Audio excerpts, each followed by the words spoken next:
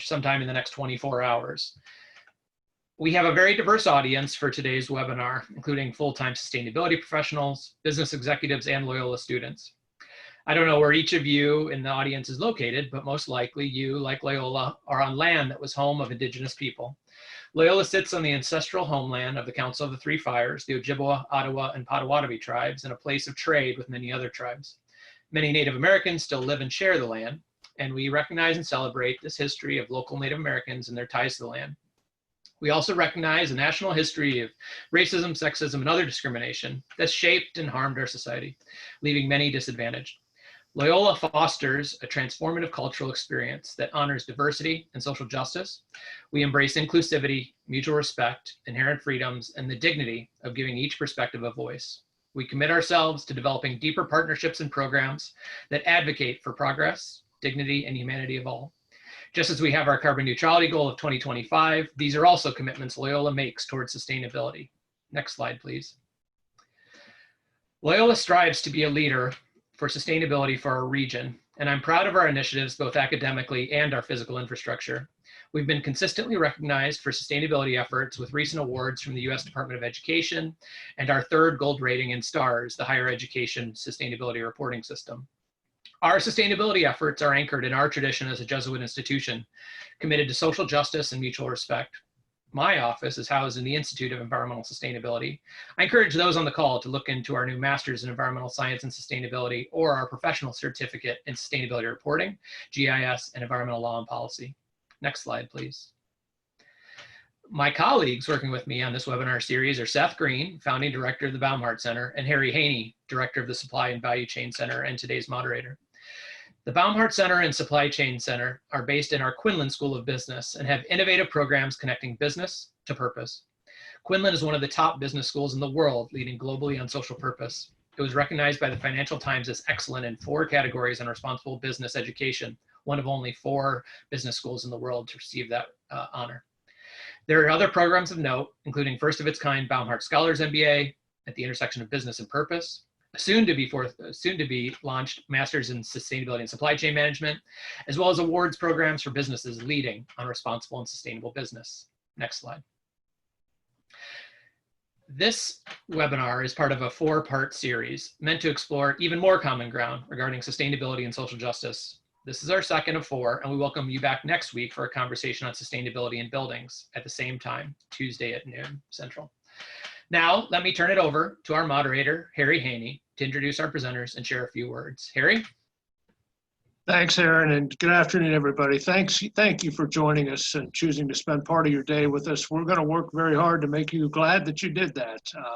Today, we're going to talk about the future of mobility in the Chicagoland area for both people and freight. Specifically, we want to explore how our region can develop transportation infrastructure that is resilient, equitable, and sustainable. We're very fortunate to have a panel of experts here with us to talk about and share a range of perspectives and their expertise on this topic. Aaron Ehrlman, who is Executive Director at the Chicago Metropolitan Agency for Planning. Tony Maeda, who is a life scientist in the Region Office for the U.S. Environmental Protection Agency's Air and Radiation Division. And Roberto Riquello, who is Project Director at Elevated Chicago. We're going to start off, each of these folks will have a few brief remarks, and then we'll go into a Q&A session. And while we do have some questions prepared, as Aaron said, please do put them on, if you have questions, put them on your chat, and we'll get to them just as many as we can.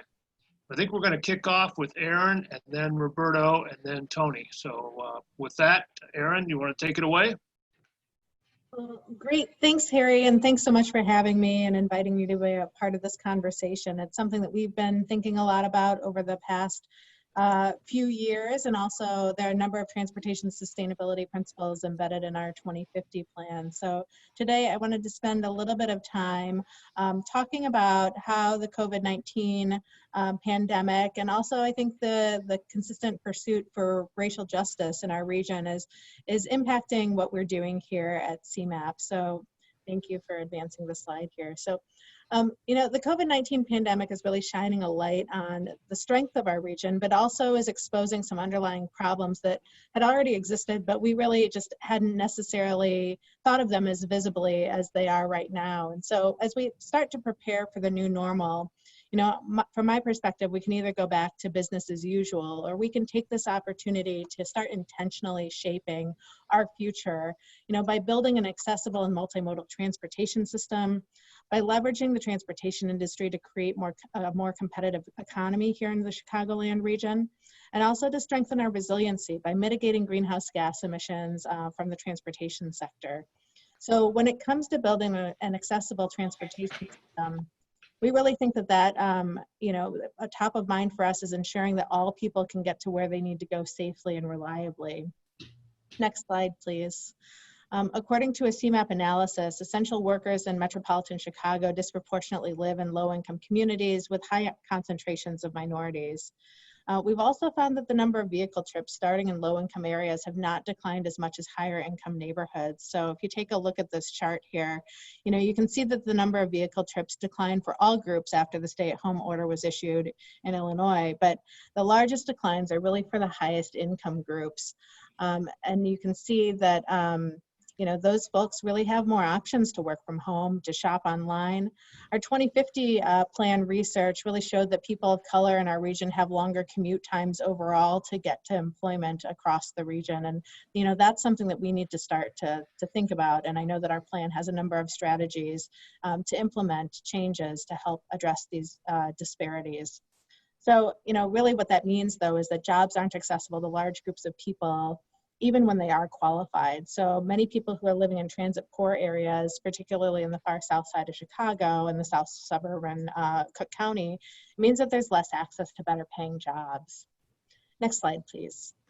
Another transportation issue that requires our attention is our freight network. We have one of the busiest rail networks across the country with about $1.3 trillion worth of goods moving in and out of our region every year. Our status as the freight hub has been evident throughout the pandemic. So personal travel in the region dropped about 47% immediately following the stay-at-home order. But the freight rail experienced only a modest decline of 10%, which has been lower than the national average. And next slide, today's truck traffic is nearly at pre-COVID levels.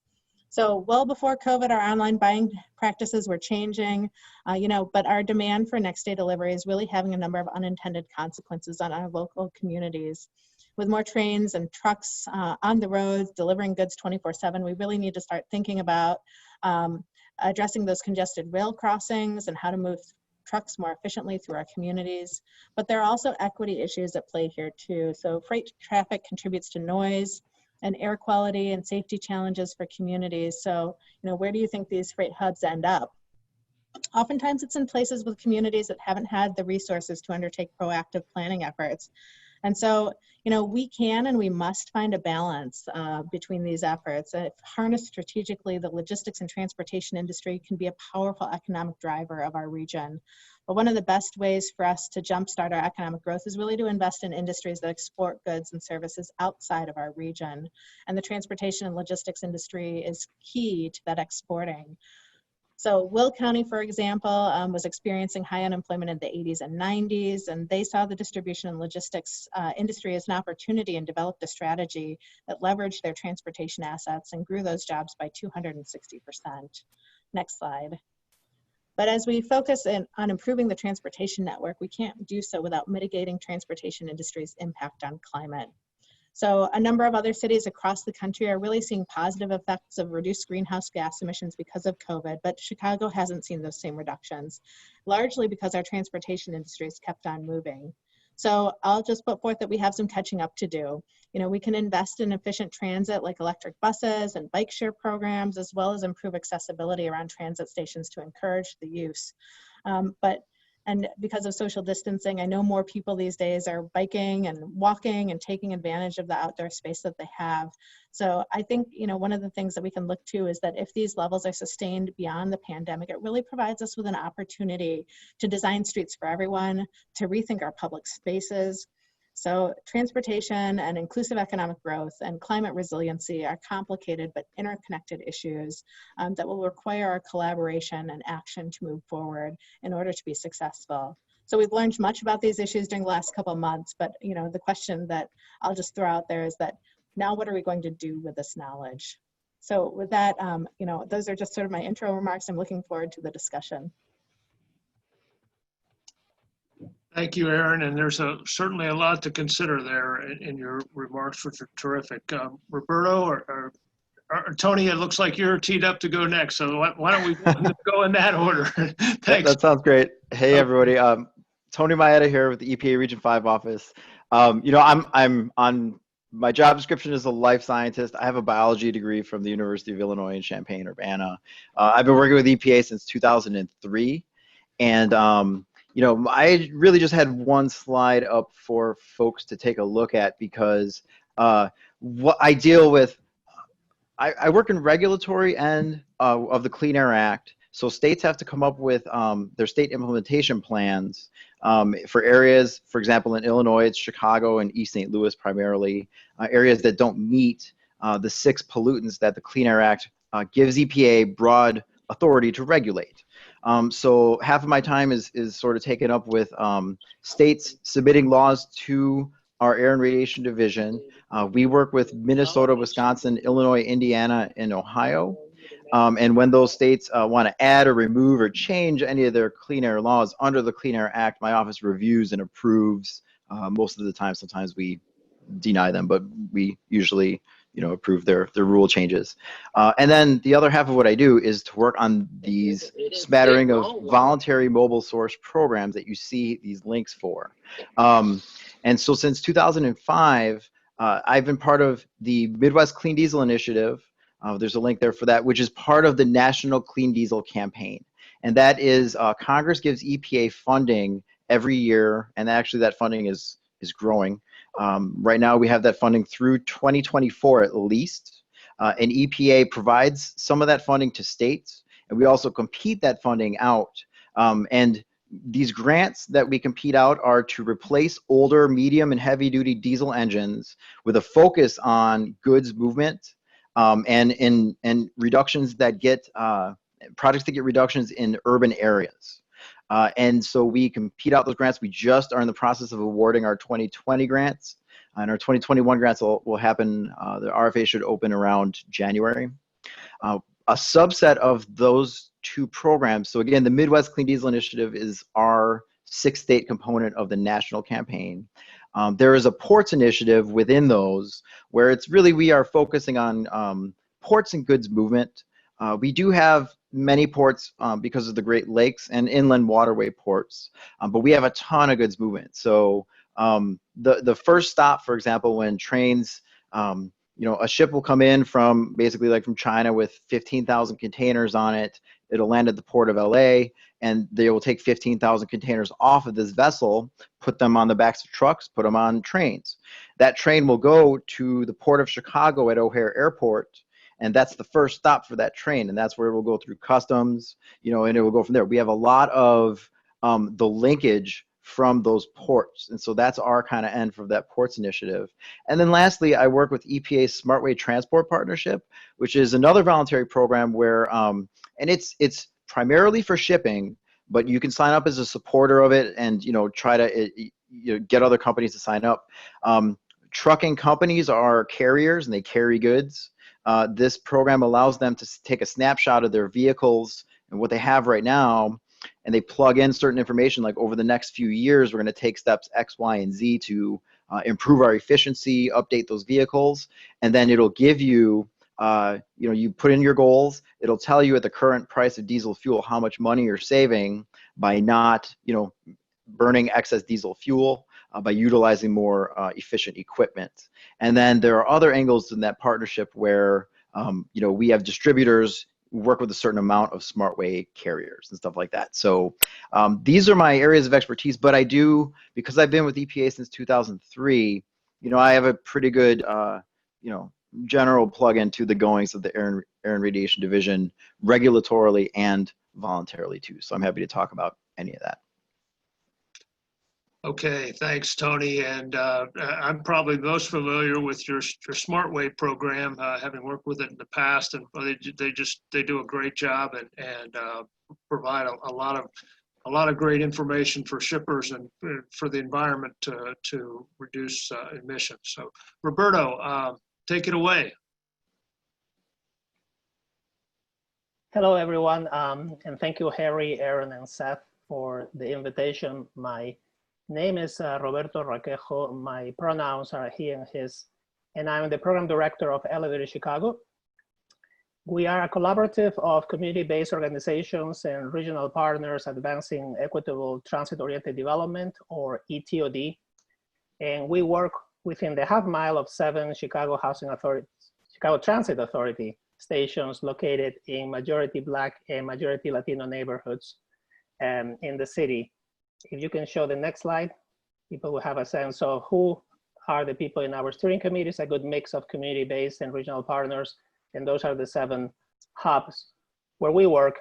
And we use equitable TOD, or ETOD, to address racial inequities in public health, in climate resiliency, and in arts and culture, and also to stop displacement and depopulation in communities of color in Chicago. We call these 7 locations where we work equitable hubs, or E-hubs. Next slide, please. So many of you are familiar with the concept of transit-oriented development. As you all know, the US is a very car-centric and auto-oriented society because we have planned our cities to be that way. TOD, or transit-oriented development, is a way of developing neighborhoods differently that centers the needs of pedestrians and transit riders and provides avenues and incentives to build neighborhoods that are more compact, more walkable, and better connected to active transportation options. TOD is often going to be more racially equitable than car-oriented development because 20% of Black households in America don't own cars versus 7% of white households, and 60% of public transportation users are people of color. So when you build with transit in mind and around transit, you should be building for people of color. Next slide, please. But that has not been the case yet. Chicago has had an ordinance providing incentives to developers to build TOD since 2013. And while it has produced thousands of homes closer to transit and jobs, it has done so inequitably. And this map in the slide shows where TOD has been approved. And as you can see, 90% of it has happened in the north and the northwest sides and near the loop, especially in the West Loop area. So while the benefits of TOD for health, climate change, and economic indicators are clear, TOD has contributed to accelerate gentrification and displacement of people of color in many of the communities where it has taken place, such as Uptown or Logan Square, or even Edgewater, where I am right now and where Loyola campus is.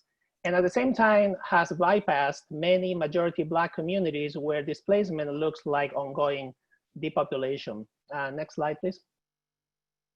So Elevated Chicago was created to address these inequities by investing in capital projects near transit led by community-based organizations based on those communities, such as the ones that you can see on the slide. Those are 5 examples of the type of work that we support.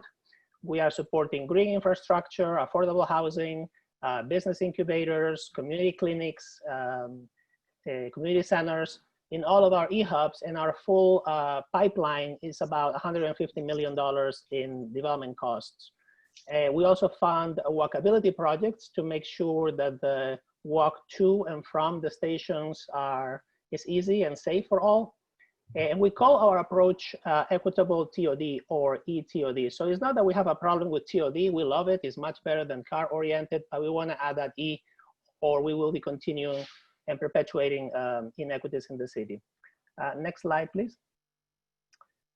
So we invest, as I mentioned, a lot in bricks and mortar, but we knew from the beginning that investing in bricks and mortar is not enough.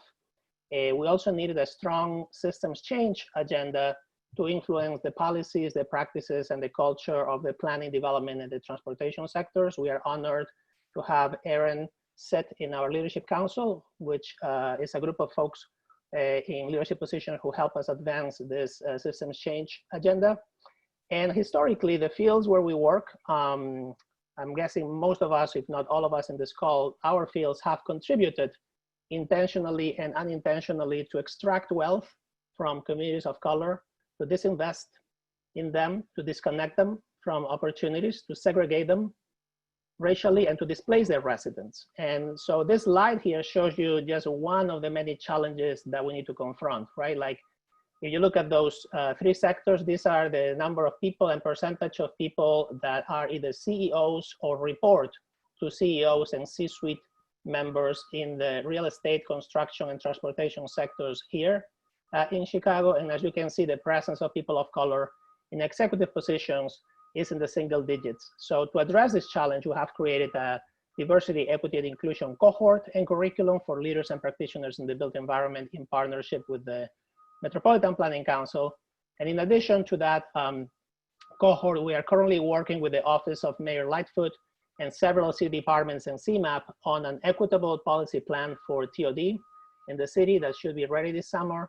And we have also published a set of community engagement principles and recommendations with examples on how to implement them in TOD projects. Several city agencies and CMAP are using them already and engaging residents in their work that way.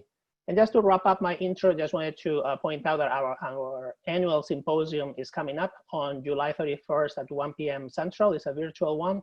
If you want to learn more about our work, you can go to our website, elevatedchicago.org, and register for the symposium coming up. And that's the end of my intro.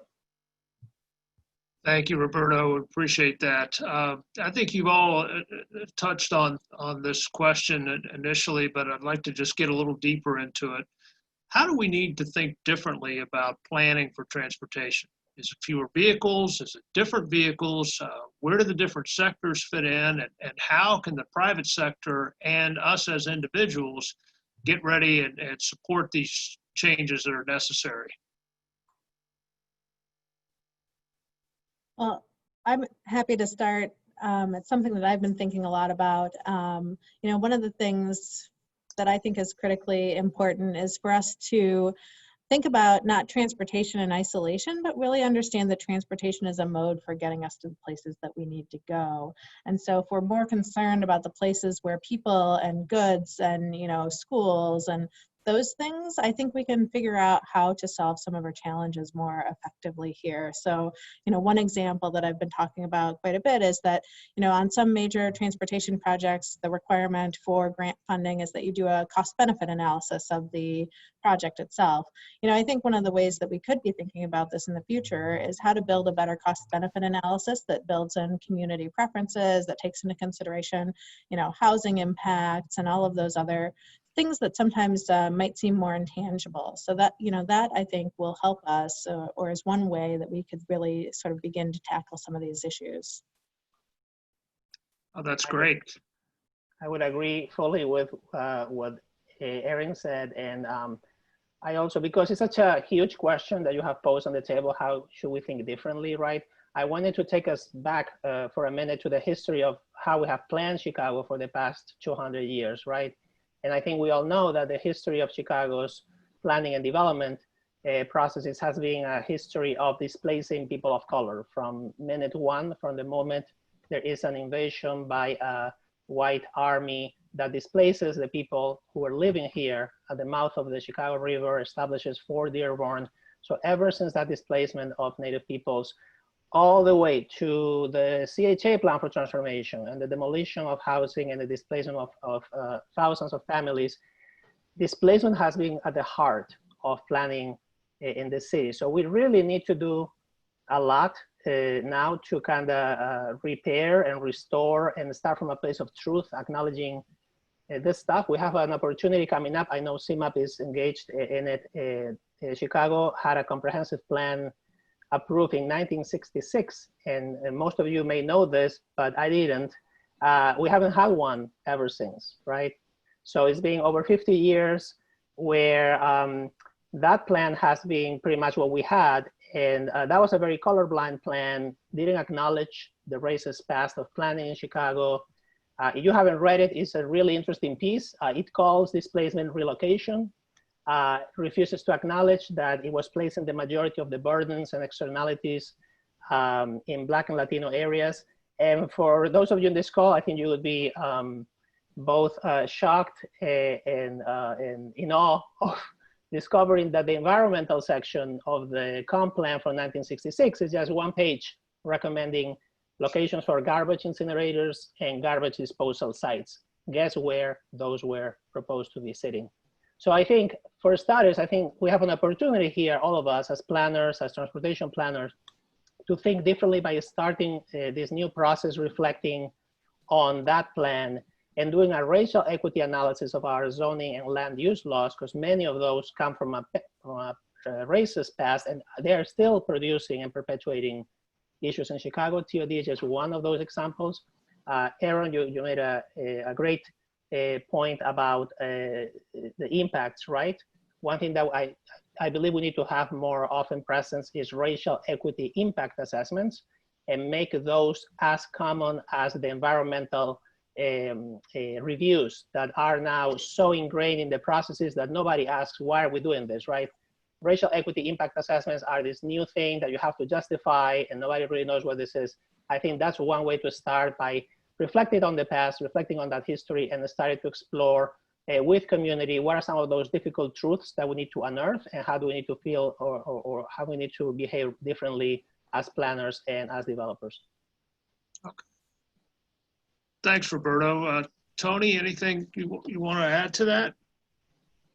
I would say, from a federal standpoint, things that folks should think about for sustainability would be, looking at if you're an individual vehicle owner, the kind of vehicle that you have, how often you use that vehicle. Do you really need it to get, to the most of the places that you have to go? Are there ways that you can change things by like walking or taking a bike? I mean, prior to, not being able to go in the office, I would ride into the office when I lived in the city, and now, ride at the train, take public transportation. If you are a municipality, you want to think of, your vehicles that you have, how efficient are they? You want to look at the cost of fuel and the different types of fueling infrastructure that are available, the different types of technology that's out there. I would look, if you are a fleet owner, same thing. You want to look at turning off those vehicles as often as you can. Minimizing the amount of energy it takes to get the work that you need to get done. And then, from a planning standpoint, like EPA, we're just basically there to say like, hey, if you're going to be using these vehicles and equipment, we certify engine standards for combustion vehicles. We promote alternative fuels and zero emission vehicle use. And then from my past, working in a program that no longer is with EPA, but it used to be called Best Workplaces for Commuters, it's those things like looking, do I need to drive out to the grocery store and then drive home and then drive out to another store and come home? Can you chain your activities?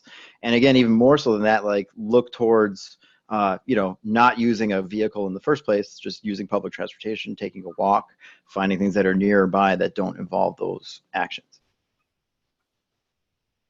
Okay, great. Thanks, Tony. Roberto, you mentioned a bit about this from a planning and zoning standpoint from the many years ago, and so much of transportation is defined on how we build our cities. And you mentioned the need, and Aaron did as well, about potentially changing the way the cost-benefit analyses are structured, and Roberto, your comment about the impact of racial equity on these things. Can you say a little bit more about this process, and how do we? So if those are things that need to be done, how do we go about that, and how do we as individuals and as organizations make it known that we think that that's what needs to happen? Sure. So I guess there are many different tools lately that you can apply to do a racial equity impact assessment. I always do a shout out here for our friends from Chicago United for Equity, or CUE, who have done one racial equity analysis of the a redesign of the traffic circle in Logan Square. For those of you familiar with that community, there is a beautiful monument surrounded by a mess of streets and park, and it's very not walkable and not very friendly for community. So they have some models that are important and they have done with community. I would start just by saying, as a planner, the first thing to ask yourself is, for whom am I building this? Right? Who is going to benefit from this? So those costs and benefits, who's going to get the costs, who's going to get the benefits? And start by acknowledging that in light of how we have developed the city for the past 200 years, if I don't do anything intentional to change that, most likely most of the costs are going to go to people of color and low-income families, and most of the benefits are going to go to white folks and higher income folks. So that's the first moment where at every conversation where there is a big project coming, a mega development or a small project coming to a community, that's the place where I think it's our responsibility as planners, since we get invited and have the privilege to sit at those tables, to stop and say, wait, so who's going to end up, who's going to be the end recipient of all of this? And who's going to, again, benefit? What are the externalities? In transportation, one of the things that comes up very often, and I went through all this recently being part of the working group on transportation, distribution, and logistics, or TDL, that World Business Chicago and the mayor's office were convening to talk about economic development and the economy 2030. All of this was pre-pandemic. And I was sitting at a table surrounded by folks who knew a lot about transportation. They knew a lot about, you know, cars that drive themselves without any humans involved. They knew a lot about trucks, but I was the only one, or one of few people that were bringing to the table the need to work with communities, especially with communities of color, because as you all know, that TDL sector that the city wants to grow and the region wants to grow, often the pollution, the trucks, the air quality issues, the noise ends up in a few communities, many of them Black and Latino communities located in the South, Southwest, and the West Side. So bringing those topics constantly to the table is important for all of us. We need to put community engagement front and center, and also come prepared to tell developers, policymakers what that looks like, because they're often going to tell you, well, I don't know what that is. I've never done this before. Or when they do it, it's very pro forma, right? You all have seen or been part of those perfunctory community meetings where they call you at an hour that is not convenient to show up at a place that is not convenient or accessible to present you a project from a developer that you have never seen before. And so we are saying, okay, that was then, now it's a different era. That should never be the main avenue for community engagement. We need to be more inclusive, and there are people doing amazing stuff throughout the city, not only in the elevated Chicago communities, from LSNA, organizing arts and culture events to engage people and youth in zoning issues, to our folks in the South Side, revitalizing an empty school with tons of art, tons of data about the community and the history. Let's go to them and have them lead our community engagement processes. So just giving you a couple of examples of how to do this sort of planning better, but bringing it back to, first of all, A, ask yourselves, for whom is this? And B, if you're sitting at tables that have power to impact communities, one step forward, go one step forward, even if it's uncomfortable, and ask the question at the table. And ask, what is the community engagement process? What is the diversity, equity, and inclusion lens here? Who's in charge of that? How much are you paying for that? What's the budget for that? Those are the types of things that I encourage everyone to do in your spaces. Okay, great. Aaron or Tony, anything to add to that? I'll just add that, you know, one of the things that CMAP has been talking about for quite some time through our 2040 regional plan and our 2050 regional plan is really, how do you use performance measures more effectively to elevate some of these things that, you know, inequities that Roberto was talking about. Really, you know, one of the things that we did recently with our committees and with the councils of mayors was to think about how we allocate transportation funds to different projects across the region. And we were told that the historic way of doing it through a formula based on population was no longer acceptable. And so we brought in different measures of equity, and the 2050 plan, which is the region's comprehensive plan, has identified areas that have been historically disinvested in across the region, and found ways to use a data-driven method to be able to prioritize projects that would otherwise, maybe not be the highest ranked, but really could have huge lasting impacts on the region by advancing some of these major projects that might not have otherwise been able to without redoing the formulas to a performance-based method. Yeah, and I would add, like, for our clean diesel grants, over recent years, because of our ports initiative, which has a strong environmental justice component, the Moving America Forward network sent letters to several EPA regions. Ours was not one of them. And again, it's like our ports, because if you look at just the ports, the Port of LA is this giant thing that, our rail yards would look more like, which is why we also call it end goods movement. But my point being is, with our competitive grants, there is now points awarded and a requirement, really, and preference for applications to have worked with the communities on, why is this project important, and what issues are the communities facing. We've always given, the project has to be in a priority area, and that priority area is areas that have poor air quality, which are urban areas, and areas that don't meet certain national air toxics assessment levels with high diesel pollution, which would be areas that may not be as urbanized, but areas that do have, larger diesel facilities in, like these rail yards and stuff like that. So not only that, you have to have shown, like, how did you take input with the community on this application. And then in addition to that, now we give extra points for folks who look to the future and have sustainability planning along with their project. And so that would involve, like, benchmarking, setting, environmental goals. It would involve reporting their progress to the community and having a public-facing way to do that. And so when we reread those applications, we're looking and we're checking, like, they put websites on that they'll have, and I'll click on that website and be like, oh yeah, that information is there or it's not, and you get the points or you don't. So we do try to prioritize those things. Yeah, I mean, it's an evolving, grants are an evolving thing. The program has been around for a long time, but we do change each year, what's eligible, what actions are eligible, and also how we create and score these grants to make them more equitable for everybody. Well, I think if I could just add too, this is really where I think an example, you heard from Roberto, from the community perspective and this coalition of stakeholders, and Tony's talking about from the federal level what they can do. And, CMAP, I've got a very sustainable office. It doesn't think I'm here with energy.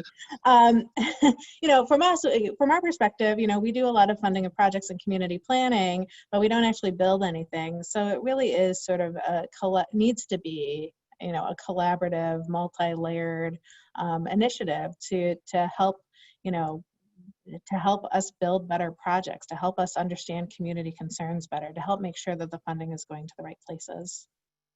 Great. So a question from the audience here. How do you think about electric vehicles? What's the role in the second generation of these vehicles for low and mid-income communities? And if there's a place, what is the must-have infrastructure that Chicago needs?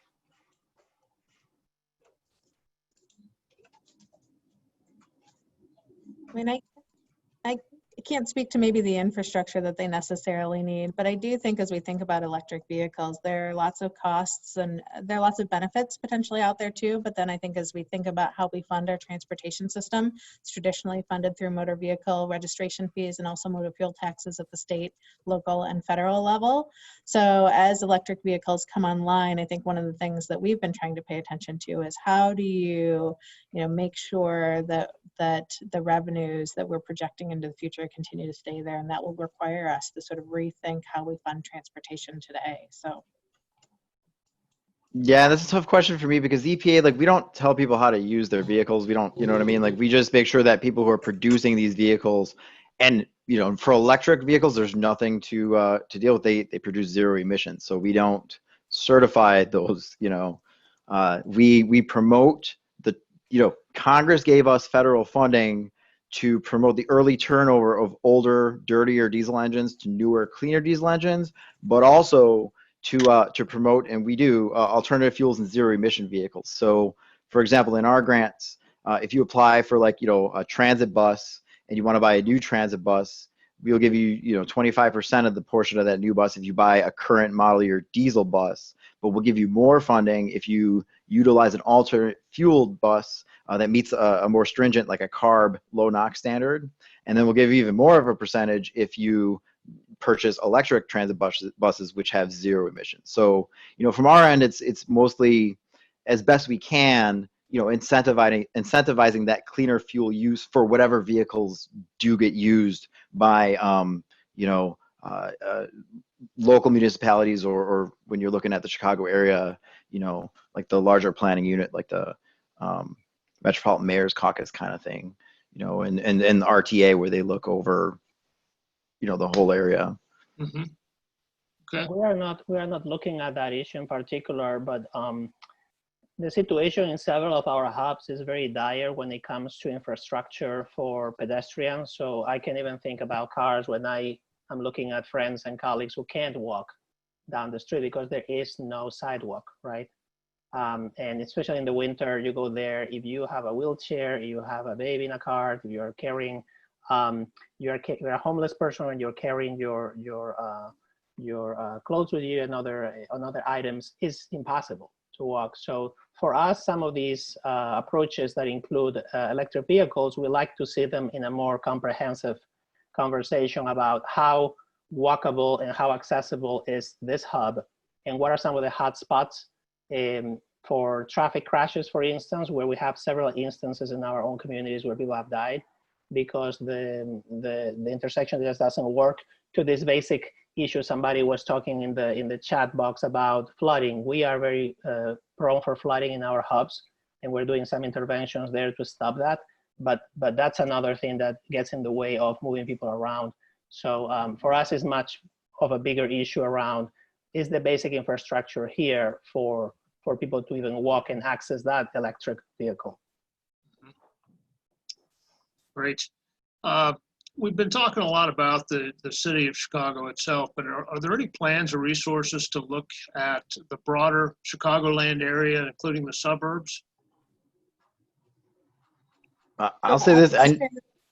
Go ahead.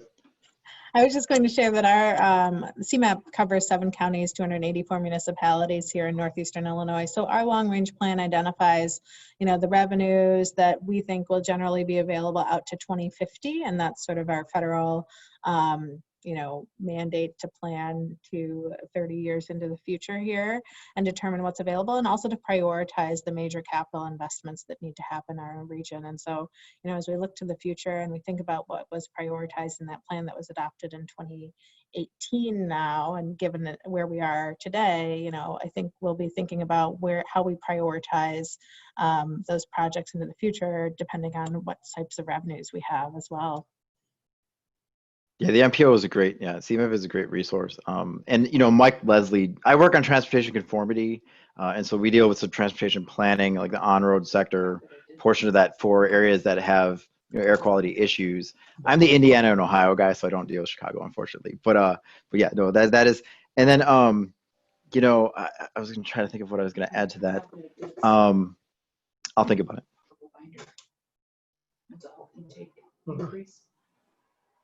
Another question that came in. I'm sorry. I do. I did have that. I'm sorry. I was going to say Illinois EPA. So EPA, one thing we don't fund, and the discussion is a lot about like transportation infrastructure. We fund primarily a lot of vehicles, and we can't, only on very narrow circumstances like locomotive auxiliary, electrification, where you plug those in, and marine vessels where you plug those in at the port. However, Illinois EPA, through EPA's Volkswagen mitigation settlement, Illinois EPA does have funding to provide for electric charging stations. And so, they have a web link. You're going to have to Google like Illinois Volkswagen program, but they do offer throughout the next few years, they will be offering funding opportunities for electric charging stations. And so, unfortunately, I did not. I can supply a link after this. I'm happy to do that. And so Kent Moore, I think is the guy's name from MOHR. He's at Illinois EPA, and he's the manager of that program. But part of that settlement agreement was a certain amount of funding, a large amount of funding for diesel replacements to either other diesels and alt fuels electric.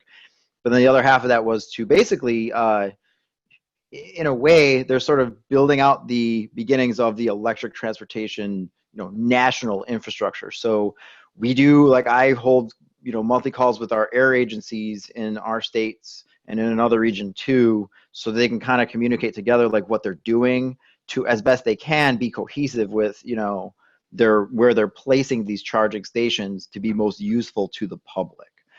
So I would also, encourage folks, if they're looking at the, personal transportation, electric vehicles, personal vehicles, possibly, carpooling kind of stuff, look at those Volkswagen mitigation program through Illinois EPA. The states run the program. So each state air agency has a portion of this like $2 billion mitigation settlement. So that's another way. All right. Last question here before we move towards the wrap up here. How does the intense weather changes throughout the year in Chicago serve as a difficulty in directing residents away from independent automobile use in the city? This came through on the chat. I can just start just sharing a few of the examples from our communities where, as I mentioned before, all of the hubs where we were, they are subject to displacement of folks culturally. Their culture is being uprooted, whether they are Latino or African-American neighborhoods. They're seeing all those symbols of the community disappear, restaurants, churches, public spaces. And at the same time, they're very vulnerable to climate change because they are in areas that are more prone to flooding. So for us, the question was, how can we restore and retain community, both from the point of view of culture, but also from the point of view of climate change.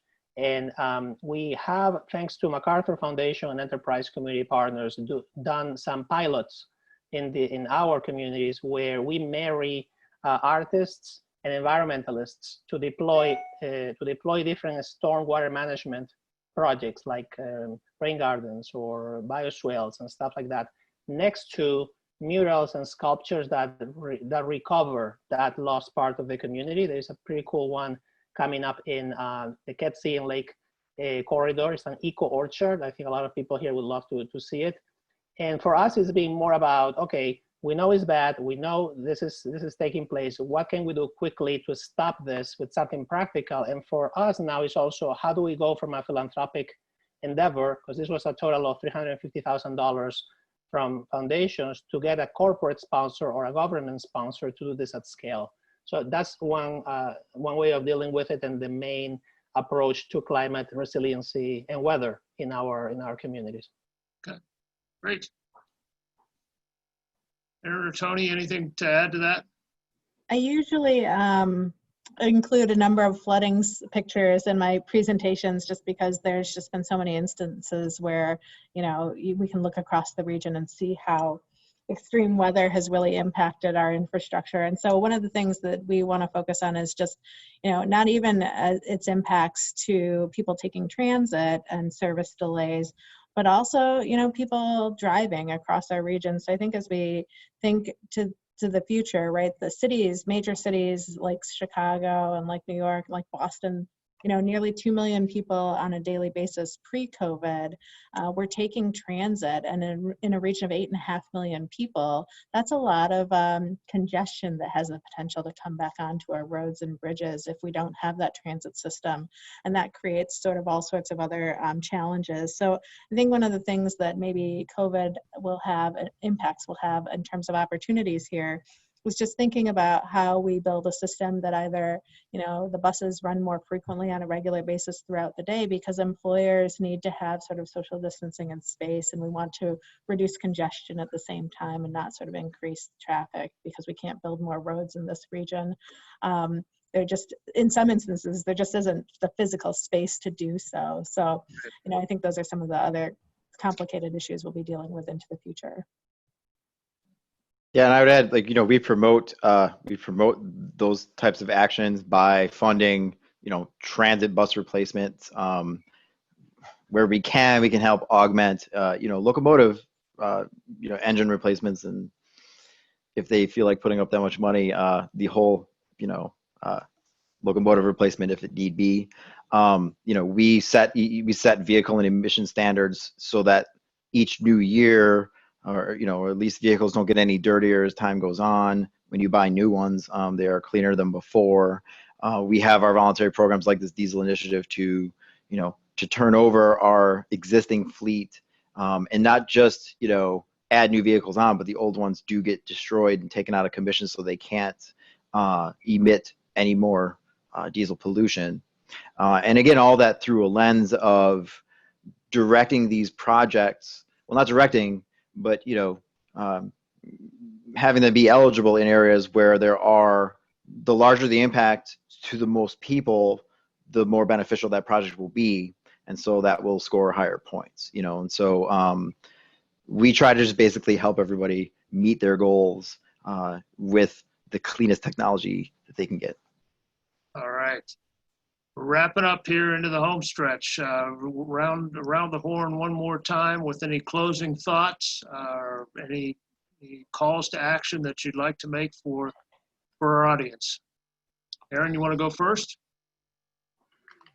Sure, I'm happy to go first. I mean, I think one of the things that CMAP as a public sector entity would like to have is assistance from the private sector in not only bringing their innovative strategies that they know work elsewhere and improve air quality, transportation, equity, but really is helping us build a business case for why these are the right things to do and help us really illustrate the benefits that have been seen elsewhere. So, from my perspective, I think that professionally, that's one of the things that industry associations can help us assist with, and I think just personally, thinking about how I invest personally in my personal life in transportation. We live close to transit, but we haven't necessarily been on transit recently.